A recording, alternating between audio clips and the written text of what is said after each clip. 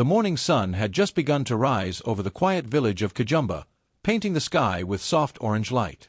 The air smelled of wet soil after the night's rain, and the roosters crowed loudly from behind the small mud houses.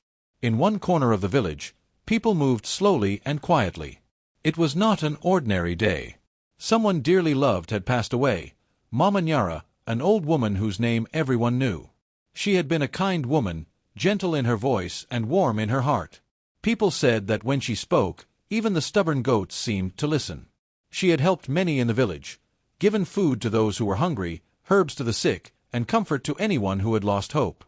Now, her body lay still in the small hut where she had lived for more than 70 years. Her death brought sadness to every home. Everyone came together that morning to mourn. Women carried water to wash the body, men dug a grave behind her hut under the old mango tree, and children gathered in silence, watching the grown-ups move with sorrow. The air was heavy, filled with whispers of prayers and the quiet hum of grief. But among the crowd was a young man named Lembo. He was tall and strong, with eyes full of mischief and pride. He did not believe in many of the old ways. He thought the elders were trapped in foolish traditions. To him, stories about spirits, blessings, and curses were only tricks to make people obey. He liked to laugh at things others feared. When he saw the people crying, he shook his head and laughed softly. "Why do they cry so much?" he said to himself. "The woman is gone. No tears can bring her back." His friend, a boy named Kazi, stood beside him and whispered, "Lembo, this is not the time to laugh. Mama Nyara was loved. You must show respect." But Lembo only smiled. "Respect? She is gone, Kazi. She cannot see. These people waste their tears." He stood near the doorway of the hut where the body rested. The women sang softly, their voices trembling like the wind. Lembo rolled his eyes. "Always singing and crying," he muttered. "What good does it do? The dead do not listen." His voice was low, but one of the older women heard him.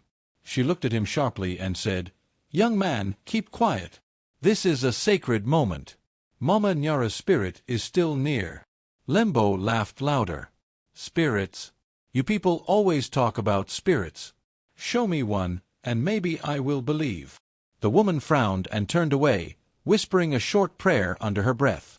"The earth remembers," she said quietly. The village elder, Baba Sefu, walked toward Lembo. He was a tall, thin man with gray hair and eyes that carried the weight of many years.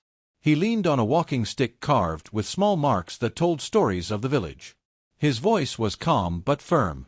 "Lembo," he said, "you are a child of this village. You should know better. Do not mock the dead. Mama Nyara blessed you once when you were sick as a boy." Lembo shrugged. "That was medicine, not magic. She was just an old woman with herbs." The elder sighed. "You see only with your eyes, my son. There are things the eyes cannot see but the heart can feel."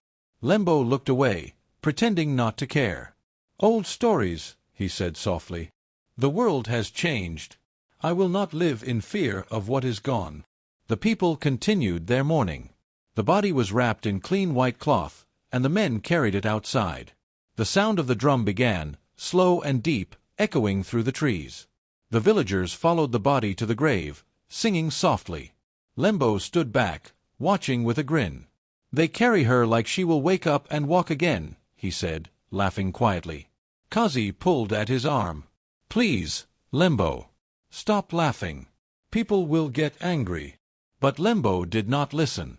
He began imitating the slow steps of the mourners, walking with exaggerated sadness. Some of the young boys nearby snickered, but the older men glared at him. One of them, a man named Tambo, stopped walking and turned. "Enough!" he shouted.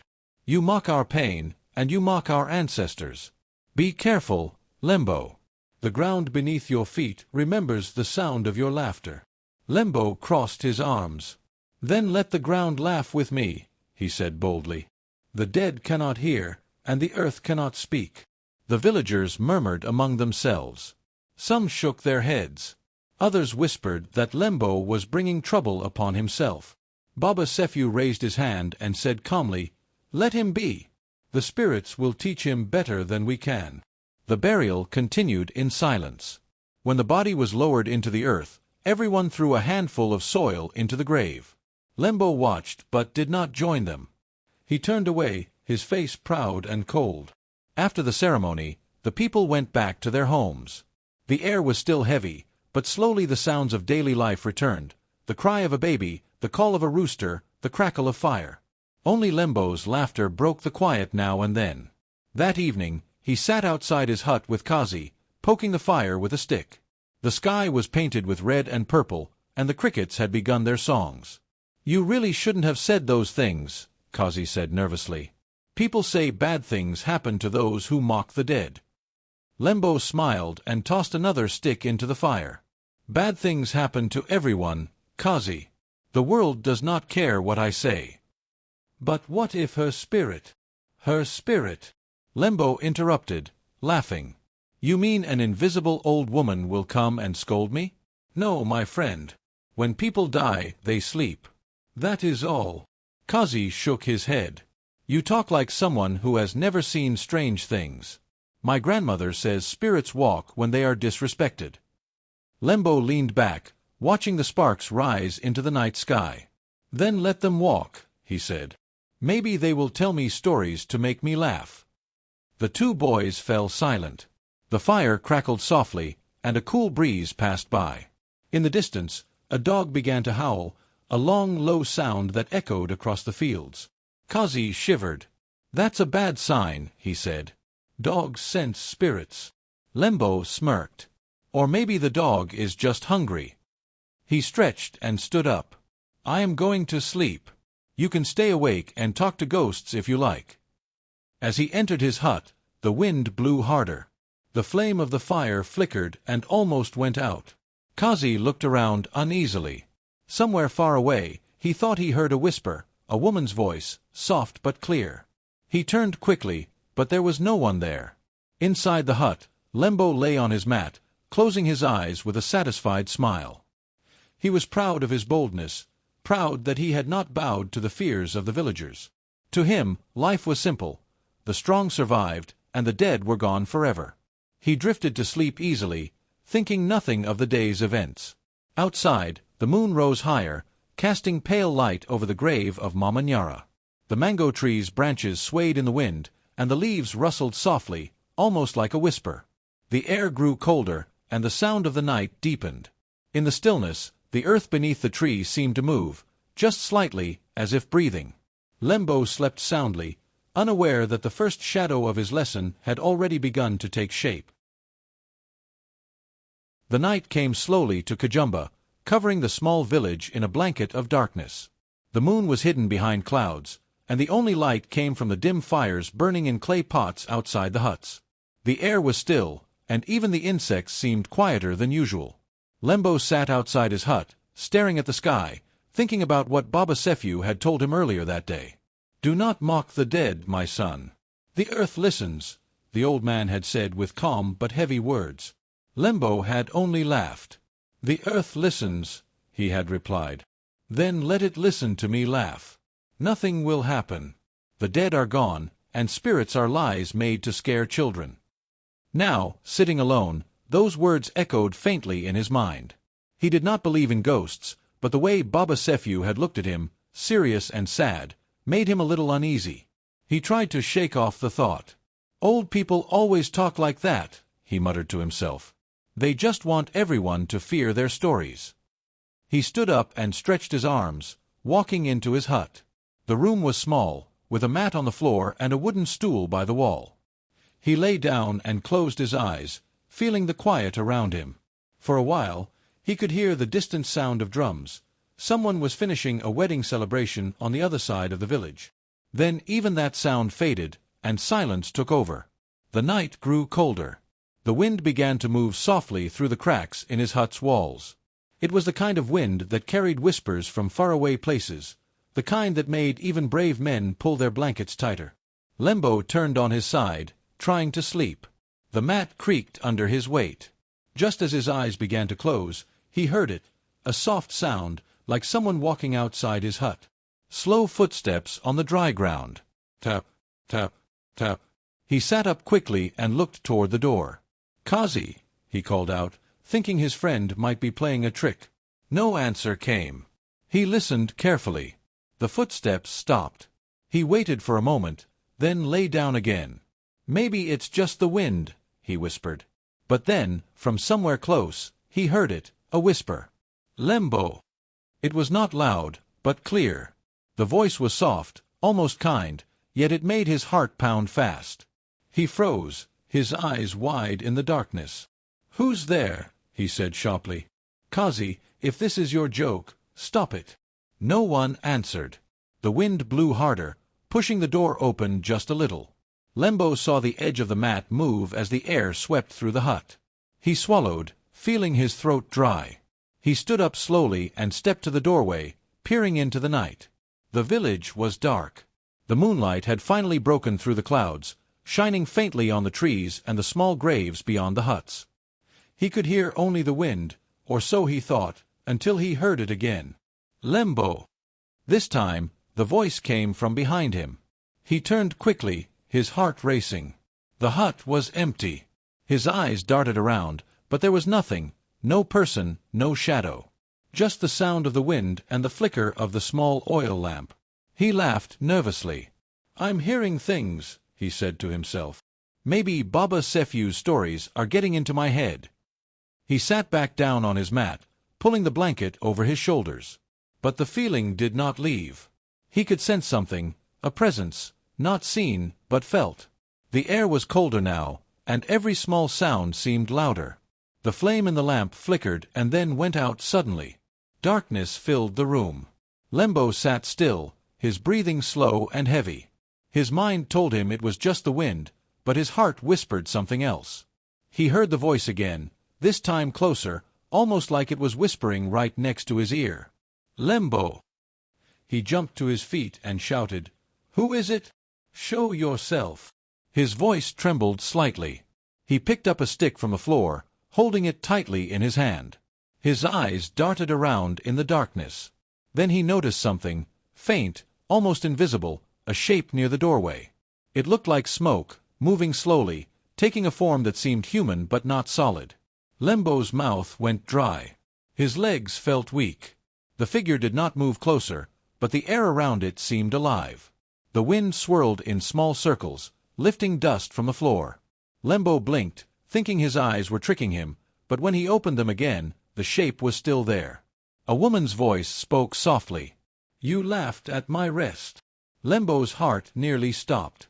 The voice was calm but filled with something deep, sorrow, maybe anger. He stepped back. "Who are you?" he said, though he already knew the answer in his heart. The shape moved slightly, and the faint outline of a face appeared, old, gentle, and sad. "You laughed at my rest," the voice said again. "You disturbed my peace." Lembo's hand trembled. "No, no, this is a dream," he whispered. "You are not real." The voice grew quieter, almost like the wind itself. "The earth listens, Lembo, and it remembers." Then, just as suddenly as it had appeared, the shape faded away. The wind stopped. The hut became still again. Lembo stood in the darkness for a long time, his chest rising and falling fast. He tried to calm himself. He could still feel the chill in the air, like an invisible hand touching his skin. Slowly, he lowered the stick and sat down again. "It's just my mind," he whispered. "I am imagining things." But even as he said the words, he could not fully believe them. He could still hear the voice echoing faintly in his ears, the way it had said his name, the way it had sounded so close. He did not sleep again that night. He sat awake until dawn, his eyes wide open, waiting for the light to return. When morning came, he stepped outside. The sun was warm and bright, but his heart was still cold. The villagers moved about their usual work, women fetching water, children playing, men heading to the fields. Everything looked normal, peaceful. Yet Lembo felt different. The world around him seemed to whisper quietly, as if watching him. Kazi came by, smiling as always. "You look tired," he said. "Didn't sleep?" Lembo forced a laugh. "Just couldn't," he replied. "Too many thoughts." Kazi shrugged. "Maybe you should listen to Baba Sefu next time." When he says the earth listens, he means it. Lembo frowned. Do you believe that? Kazi nodded slowly. Yes. My grandmother told me the same thing. The earth has ears. The wind carries words. You never know who might be listening. Lembo said nothing. His eyes wandered toward the mango tree at the edge of the village, the one under which Mama Nyara had been buried. The branches swayed gently, though there was no wind. For a moment, it looked almost as if something was moving beneath the tree, a flicker of light, a shadow perhaps, but when he blinked, it was gone. He turned away quickly, his heart pounding. There's nothing there, he told himself. Just shadows. But as he walked back to his hut, he could not shake the feeling that someone, or something, was following him silently, step for step. And though the sun was high, the wind that brushed against his skin was still cold. The night was colder than any Lembo could remember. The air was sharp and dry, and even the dogs that usually barked through the night were silent. The moon hung low, casting long shadows over the fields and huts of Kajumba village. Lembo lay on his mat, turning from side to side, unable to sleep. The memory of the whispering voice still clung to his thoughts like a shadow that refused to leave. He told himself again and again that it had been a dream, just a trick of the wind and his imagination. But deep inside, a quiet fear had begun to grow. He could still feel that cold air on his skin, and he could still hear the voice calling his name. Maybe I should have listened, he muttered. But pride still lived in his heart, and he quickly pushed the thought away. No, he said to himself. I'm not afraid of old stories. The fire outside his hut had burned low, the red glow fading. He stared at it for a while, watching the last sparks die, until sleep finally came over him. But it was not peaceful sleep. He dreamed he was walking through the village at night. The paths were empty, and the air was heavy with fog. The moon was bright, yet he could not see far ahead. He heard the sound of footsteps, soft, dragging steps that seemed to come from behind him. When he turned, there was nothing. He began to walk faster, his heart beating hard, but the footsteps followed him, matching his pace. Who's there? He called out, but his voice echoed strangely, as if the night itself was answering. Then he saw the tree, the old mango tree where Mama Nyara had been buried. It looked different in the dream. The branches were darker, twisted, and they moved slowly like they were alive. Under the tree, the ground seemed to breathe, the soil rising and falling like waves. Lembo stopped walking. His chest felt tight. He wanted to turn back, but his legs would not move. The wind began to blow, and the fog lifted slightly. That was when he saw her. A pale figure stood by the tree. Her body was thin and still, and her white burial cloth fluttered softly in the wind. Her face was hidden in shadow, but Lembo knew who she was, Mama Nyara. He froze, unable to move or speak. His mouth opened, but no sound came out. The figure stood silently for a moment, then raised her head. Her face was calm, not angry, just sad, as if she carried all the sorrow in the world. The wind grew stronger, and her cloth moved like it was floating in water. Her eyes glowed faintly, like small flames in the darkness. Lembo! The voice came again, the same soft whisper that had haunted him before. Lembo stumbled backward, shaking his head. No, he said weakly. You're not real. You're dead. The figure took one slow step forward. The ground seemed to shift under her feet, leaving faint prints in the soil. Lembo, she said again, her voice filled with both pain and warning. He turned and ran. His feet pounded the ground, his breath quick and uneven. The air felt heavy, almost pressing against him.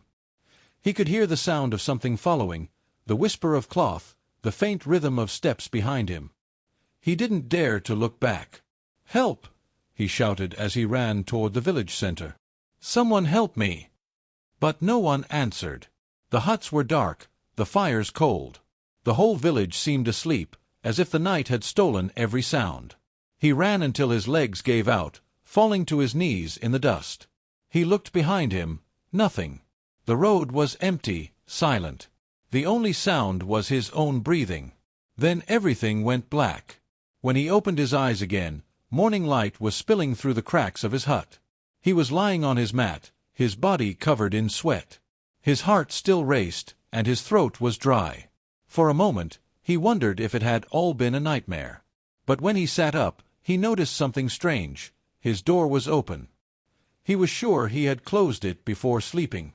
Slowly, he stood and walked outside. The air was cool, the ground damp from the night dew. The village was waking up, women were fetching water, and roosters were crowing. Everything looked normal, peaceful even. But when Lembo looked down, his heart skipped a beat. There, just in front of his hut, were footprints. They were small, delicate, not his. The toes were thin, the shape soft and narrow, like a woman's. The track started at the edge of his door and led a few steps away, disappearing into the distance toward the mango tree.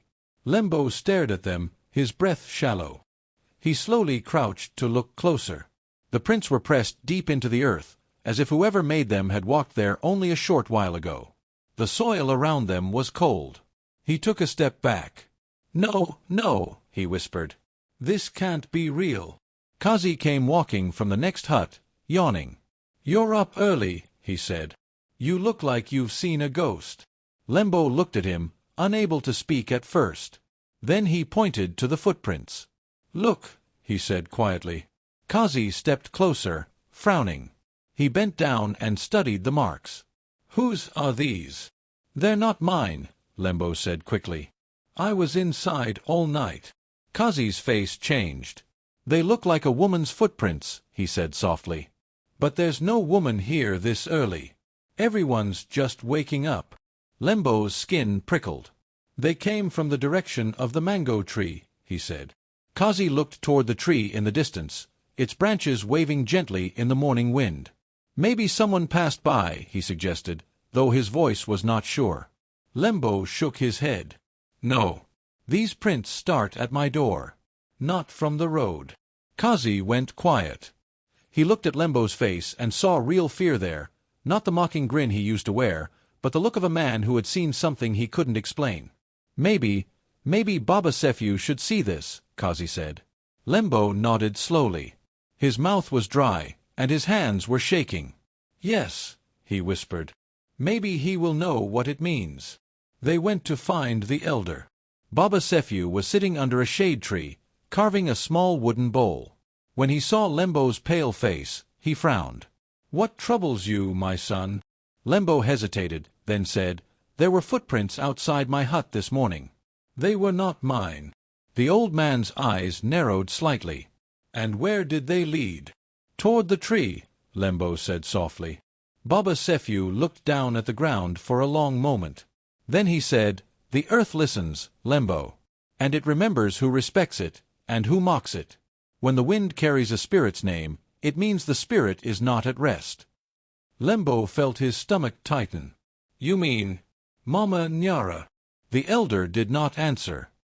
He only looked at him with sad, knowing eyes. "The dead do not come for nothing," he said at last. "Something must be made right." That day, Lembo said little. He stayed near his hut, watching the tree from afar. Each time the wind blew, he thought he saw the white cloth moving among the branches. When night came again, he sat with his back to the wall, afraid to close his eyes. The footprints were gone now, but their shape was still clear in his mind, soft, small, and cold. And though he told himself again and again that it was all just a dream, deep down, he knew the truth. Something from beyond the grave had come to find him. The days that followed were heavy for Lembo. The strong, proud young man who once laughed at everything now walked with his head down, his face pale and tired. The laughter that had once filled his voice was gone, replaced by silence and fear. He could not eat well, and sleep no longer came easily. Every night, he woke up suddenly, his heart racing, feeling as though someone was standing near his bed, watching him. The villagers began to notice the change. Some whispered that Lembo had gone mad. Others said he was being punished by the spirit of Mama Nyara. Children avoided his hut, and even Kazi, his closest friend, spoke to him in low tones, afraid of what might follow if he stayed too long. One morning, Lembo sat outside his hut, staring at the ground. His eyes were hollow, and his hands trembled slightly. He had not slept the night before. He could still hear the whispers that had called his name in the darkness. Sometimes it was the wind, other times it sounded like soft footsteps near his door. At last, he could bear it no more. He got up and walked slowly to Baba Sefu's hut. The village elder was sitting under the shade of the big tree, as he always did, carving a small stool from wood. When he saw Lembo, he stopped his work and looked up. "My son," Baba Sefu said calmly, "your face carries fear. What troubles you today?" Lembo knelt before him, his voice trembling. "Help me, elder," he said. "I am cursed. I have seen her, Mama Nyara. I have heard her voice in the night. I mocked her, and now she haunts me. Please help me." Baba Sefu put down his carving and leaned on his walking stick. His eyes were gentle, but there was also sadness in them. "The dead do not hate," he said softly. "They only ask for respect." Lembo looked up, tears filling his eyes. "But she follows me," he said. "She comes in my dreams. I hear her call my name. What does she want from me?" The old man nodded slowly. "The earth remembers every act, Lembo, both good and bad. Mama Nyara's spirit is not angry because you mocked her. She is restless because you forgot what she stood for. She was kindness. She was love. If you wish for peace, you must do what she once did." Lembo frowned, confused. "Do what she did?" "Yes," Baba Sefu said. "Do good where she once did. Give where she once gave. Help where she once helped.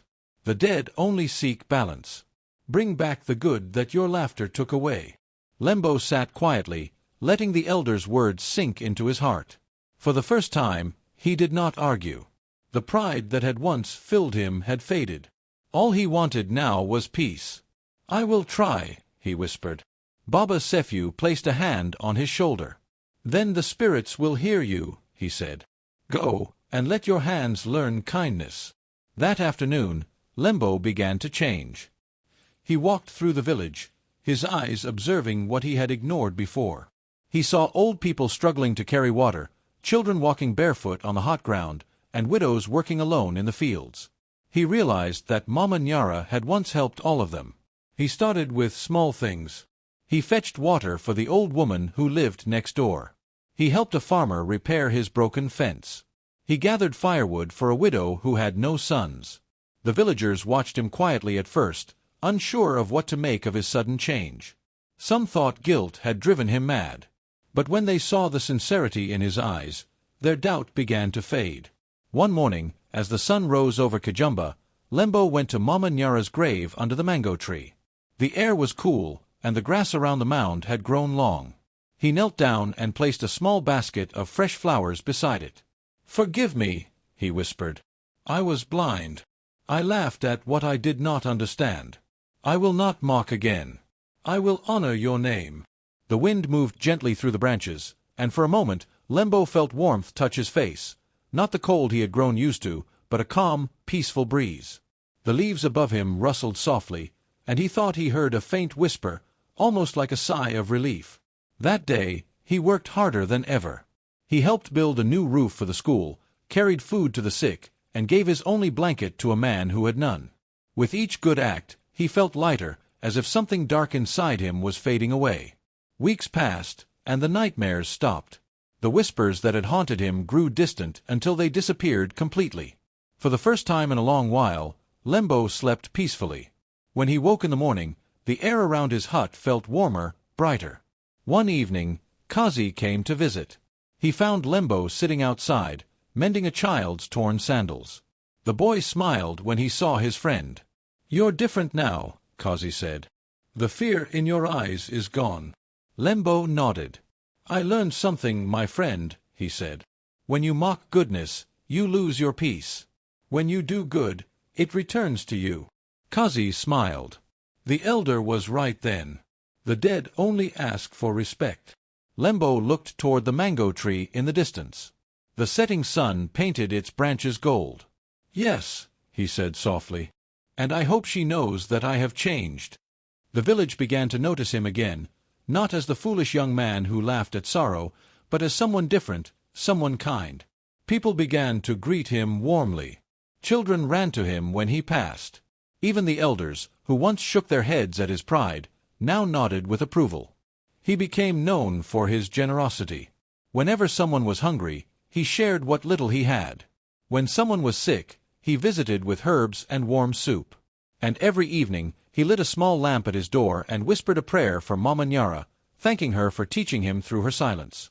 One day, Baba Sefiu came to him and said, "The air around you has changed, Lembo.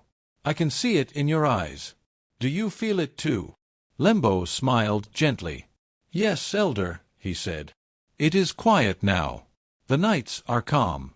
I no longer hear her voice. But I think she still walks among us, not to frighten, but to bless." The old man nodded. "The dead do not hate," he repeated. "They guide those who lose their way." Lembo looked at the ground, his voice soft. "I understand that now." That night, as he sat alone under the stars, he felt a light breeze pass over him. The leaves of the mango tree rustled again, though the air was still. For a moment, he thought he saw a white cloth flutter near the tree, the same one that had once filled him with fear. But this time, it brought him peace. He smiled. "Rest well, Mama Nyara," he whispered. "Your kindness will not be forgotten." And as the moon rose high over Kajumba, Lembo closed his eyes with a heart finally free from fear, knowing that respect for the dead was not about fear or ghosts, it was about love, memory, and the peace that comes from doing good. The sun rose gently over the village of Kajumba, its light spilling across the fields and huts like warm honey. The birds sang from the trees, and the air carried the scent of new rain. The village had changed, but so had Lembo. He was no longer the proud young man who laughed at others' pain. The fear that once haunted him had slowly faded, replaced by something peaceful, understanding. Each morning, he woke early and began his day with quiet work. He swept the path that led to the old mango tree where Mama Nyara rested. He cleaned the leaves and brushed the soil smooth. He no longer feared the grave. It had become a place of peace for him. He often whispered softly as he worked, "I will not forget your lesson, Mama Nyara." The villagers noticed his kindness. They saw how he helped without being asked. He brought food to hungry children, carried water for the old, and gave his strength to repair broken fences and huts. When someone was sick, he sat beside them until they were better. When someone cried, he listened. One afternoon, a small boy named Juma came to him with torn sandals. The boy's feet were dusty and tired from walking. Lembo smiled and said, "Sit here, little one." He took the sandals, mended them carefully with leather and string, and handed them back. "Now you can walk without pain," he said. Juma grinned widely. "Thank you, Lembo. You are kind, just like Mama Nyara used to be." Those words touched Lembo's heart. He looked toward the mango tree and felt something warm inside him. He had never realized how kindness could heal wounds that fear could not. Every day, he tried to do something good, not to prove himself, but because it felt right. He helped build a small shelter for orphans. He shared his food with travelers passing through the village. He spoke gently to everyone, even those who once mocked him. Sometimes, in the evenings, the villagers gathered around him as he worked near the fire. Children sat at his feet, their eyes wide with curiosity. They had heard the stories about Lembo, how he had once mocked the dead and how the spirit of Mama Nyara had come to teach him a lesson. They asked him, "Is it true, Lembo? Did you really see her ghost?" Lembo would smile softly. "It is true that I was foolish once," he said. "I laughed at what I did not understand. But Mama Nyara was not angry. She only wanted me to see what respect means." The children listened quietly, and even the older villagers nodded, remembering their own lessons about the earth and its spirits. Lembo would continue, "We are never alone. The earth listens. The wind carries our words. When we mock the living or the dead, the world remembers. But when we show kindness, the world blesses us back." His words began to spread through Kajumba. People started treating each other with more care. They repaired the graves that had been broken, planted flowers near them, and spoke the names of their ancestors with honor. The old songs that had once been forgotten returned to their voices. One morning, Lembo visited the edge of the river where he saw a group of children trying to catch fish. Their laughter filled the air. One of them slipped and fell into the shallow water, crying out. Lembo rushed to help, pulling the boy up and drying him with his cloth. The boy smiled shyly, and Lembo said, "Be careful, little one. The river can be gentle but also strong." The boy nodded and said, You talk like an elder, Lembo. Lembo laughed softly. Maybe the years have taught me faster than I expected, he replied. Later that day, he walked to Mama Nyara's grave once more. The mango tree was full of ripe fruit, and the wind moved gently through its leaves. The air was calm. He placed a small bowl of milk and a few flowers at the base of the grave. He sat down quietly, looking at the sky. I have done what you asked, he whispered. I have helped where I can. I have spoken your name with honor. If I caused you pain, forgive me, Mama Nyara. The wind blew softly, wrapping around him like an invisible arm. The leaves rustled above him, and for a moment he thought he heard a faint voice, not of warning this time, but of peace. He closed his eyes, smiling. The fear that had once lived in his heart was gone completely now. What replaced it was calm, a quiet understanding that life and death were not enemies, but part of the same song. As days turned into months, Lembo became known across the nearby villages. People came to him for advice. They called him the man who listened to the spirits. He never bragged about it. Instead, he always said, I am not special. I only learned the value of respect too late, and I wish others would learn it sooner. He often told the story of his mistake. There was a time, he would say, when I laughed at a funeral. I thought the old ways were foolish. But that night, I learned that the earth listens and the spirits remember. Not to harm, but to remind us that kindness is stronger than pride. The children would listen, eyes wide, their faces glowing in the firelight. And what happened to you after that? They would ask. Lembo would smile. I learned that peace comes when we do what is right. If you do good, you will never walk alone.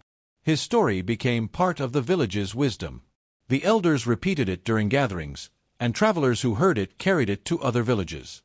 People began to say, Mock no one, living or gone, for the wind has ears and the earth has memory. One quiet evening, Lembo sat outside his hut as the sun went down. The sky was painted orange and purple, and the world felt still. The air smelled of sweet fruit and smoke from cooking fires. He could hear laughter in the distance, children playing, mothers calling them home, men returning from the fields. He smiled, feeling at peace. As the breeze moved through the trees, he closed his eyes. For a moment, he felt that same gentle touch, like soft fingers brushing against his cheek. He whispered into the wind, Thank you, Mama Nyara. You gave me life twice, once when I was born, and again when you taught me how to live. The wind answered with a quiet sigh through the leaves. The mango tree's branches swayed gently, and a single ripe fruit fell, landing near the small lamp he kept lit each night. Lembo picked it up and smiled. A gift, he said softly. A blessing. From that day on, he continued to teach others. Whenever someone mocked the old ways, he would tell them kindly, You may not see the spirits, but they see you. Treat all things, people, earth, and memory, with respect. And when young people asked him what he had learned from the strange nights that once filled him with terror, he would answer with calm wisdom, Mock no one, living or gone. Spirits remember. The villagers carried his words like a prayer. They taught them to their children, who would whisper them when they walked past the mango tree. The grave of Mama Nyara became a place of peace, not fear. Flowers grew around it, and the wind there always felt gentle. Years passed, and Lembo grew older, his hair turning gray. But he never forgot the lesson that changed his life.